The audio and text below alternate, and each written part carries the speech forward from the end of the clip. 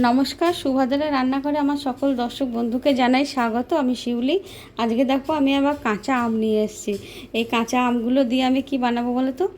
কাঁচা আমের দিয়ে আজকে আমি আইসক্রিম বানাবো, কাঁচা আমের ললি বানাবো। অসম্ভব সুন্দর খেতে হবে, দেখবে আমি কিভাবে বানাচ্ছি। আমগুলোকে প্রথমে কেটে ধুয়ে সিদ্ধ করে রেডি করে আমি নিয়ে আসছি। দেখো আমি আমটা সিদ্ধ করে নিয়ে রেডি করে চলে এসেছি। আমটা সুন্দরভাবে সিদ্ধ হয়ে গেছে। এবারে আমটা আমি এই যে ব্লেন্ডারের মধ্যে দিয়ে দিচ্ছি। এবার ওর সাথে কি কি মেশাবো সেটা তোমরা দেখো। কতগুলো পুদিনা পাতাগুলো আমি দিয়ে দিচ্ছি। এক মুঠো পুদিনা পাতা দিয়ে দিলাম। আর কি দেবো দেখো, একটা কাঁচা লঙ্কা। যেহেতু ললি হবে, আইসক্রিম হবে, অতিরিক্ত ঝাল দেওয়ার দরকার নেই, কিন্তু একটু বেশ খাট্টা মিষ্টা হবে। একটা কাঁচা লঙ্কা দিলাম, একটু আদার টুকরো দিলাম, আর এটা হচ্ছে গোলমরিচ দিয়ে দিলাম কতগুলো। গোলমরিচের একটু ঝাল হবে। আর এটা হচ্ছে লেবু, পাতি লেবুর রস। আর আর দেবো তোমার, এটা হচ্ছে সন্দক লবণ। আমার বিট লবণটা শেষ হয়ে গেছে, সন্দক লবণ দিয়ে দিলাম। আর কিছুটা চিনি দেব।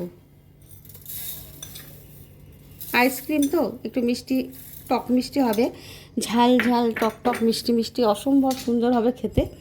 যাই হোক, আর দেব চাট মশলা। বারবার বলছি, এটা অসম্ভব সুন্দর হয় খেতে। এবারে আমি সামান্য এক ফোঁটা জল দেব। জল দিয়ে এটাকে আমি ব্লেন্ড করে নিয়ে আসবো। ব্যাস, দেখেছো কালারটাও ভারী চমৎকার এসছে। যেহেতু আমি সবুজ একদম সতেজ, মানে টাটকা পুদিনা পাতা দিয়েছি কতগুলো, এক মুঠো, যার জন্য কালারটা ভারী চমৎকার এসছে। যাই হোক, এবারে আমি এই মোল্ডের মধ্যে এগুলো আমি ভরে নেব। একদম স্মুথ একটা পেস্ট বানিয়ে নিয়েছি। তো এবারে আমি আস্তে আস্তে এগুলোকে আমি ভরে নিচ্ছি। ভরে নিয়ে তারপর তোমাদের আমি দেখাচ্ছি। দেখো আমি মোল্ডের মধ্যে সব আমের কাঠটা ভরে নিয়েছি। তো এবারে আমি কি করবো বলে, এবারে এটাকে একটু ট্যাপ করেও দিয়েছি। এবার আমি এগুলো চাপা দিয়ে দেবো। চাপা দিয়ে এবার ফ্রিজের মধ্যে আমি 5-6 ঘন্টা রেখে দেবো। তো তারপরে তোমাদেরকে আবার দেখাবো, নিয়ে এসে খুলে দেখাবো কীরকম হয়েছে। ভীষণই ভালো হবে, অসম্ভব সুন্দর খেতে হয়। আমি কয়েকদিন আগে খেয়েছি, খেয়ে আমার খুব ভালো লেগেছে। তো আমার মনে হলো কি, এখন আম থাকতে থাকতে একটু বানিয়ে ফেলি, সেই জন্য আমি তোমাদের সাথে শেয়ার করে ফেললাম। তোমরা এইভাবে বানাবে, বাচ্চা থেকে বড় যে খাবে একবার বারবার খেতে চাইবে, এটা আমি বলতে পারি, গ্যারান্টি। ভীষণ ভালো লাগবে। ঠিক আছে, এবার আমি রেখে দিচ্ছি। দেখো আমি আইসক্রিমটা 5-6 ঘন্টা পরে আমি বের করে নিয়ে এসেছি, মানে কাঁচা আমের ললিটা। এবার আমি এগুলোকে একটুখানি জলে চুবিয়ে রেখেছিলাম, বুঝলে তো, ভীষণ মানে বরফ হয়ে গেছিলো তো। এবারে ওগুলোকে আমি উঠিয়ে তোমাদের দেখাচ্ছি।